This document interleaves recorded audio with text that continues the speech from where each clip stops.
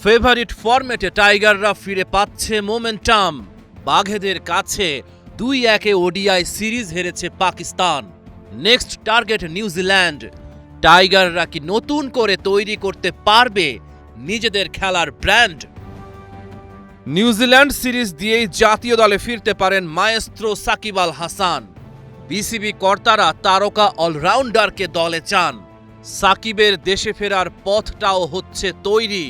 প্রশ্ন হলো, সাকিবের কামব্যাক জাতীয় ক্রিকেট দলের জন্য কতটা জরুরি? সাকিব ভাই তো গ্রেট প্লেয়ার, এবং গ্রেট প্লেয়ার যদি টিমে খেলে, টিমের তো কম্বিনেশন অন্যরকম হয়ে যায়। এবং এটা তো আসলে ক্রিকেট বোর্ড এবং ক্রিকেট বোর্ডের ডিসিশন, এবং তারা কিভাবে মনে করেন যে এই জিনিসটাকে, সিচুয়েশনটাকে হ্যান্ডেল করবে। আর আমার কাছে মনে হয় যে ক্যাপ্টেন হিসাবে যে অবশ্যই সিরিজগুলোতে যদি অপরচুনিটি থাকে তাহলে খেললে তো বাংলাদেশ টিমের জন্য অনেক হেল্প হবে। সাকিব যে মানের প্লেয়ার, সে ভ্যালু অ্যাড করবে এরকমই আমরা বিশ্বাস করি। তো সে আসুক, তারপর আমরা দেখতে পাবো তার কি অবস্থা এবং সেই অনুযায়ী সিদ্ধান্ত নেব। সাকিব আল হাসান তার ক্যারিয়ারের একেবারে শেষ বেলায় যদি বলি, সেখানে পৌঁছে গেছেন। তো তিনি যদি জাতীয় দলে খেলেন বা ফেরেন, বাংলাদেশের ক্রিকেটের জন্য এটা কতটুকু গুরুত্বপূর্ণ হবে? দেখুন, সাকিব এমন না যে সাকিব আরও 5 বছর খেলবে।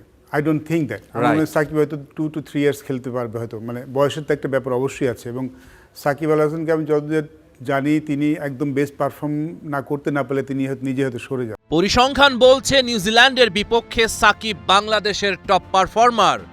ব্ল্যাক ক্যাপদের বিপক্ষে 23 ওডিআইয়ে 679 রান তার। বল হাতে নিয়েছেন 38 উইকেট, 5.07 ইকোনমি রেট। জাতীয় দলে ফিরলে সাকিবই হতে পারেন নিউজিল্যান্ডের থ্রেট।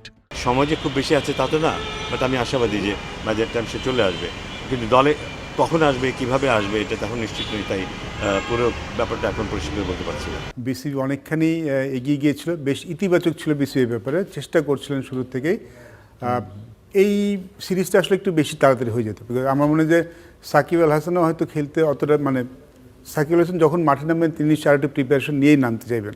17, 20 ও 23 এপ্রিল সিরিজের 3টা ওয়ানডে। বাংলাদেশের জন্য সিরিজটা বেশ গুরুত্বপূর্ণ হবে।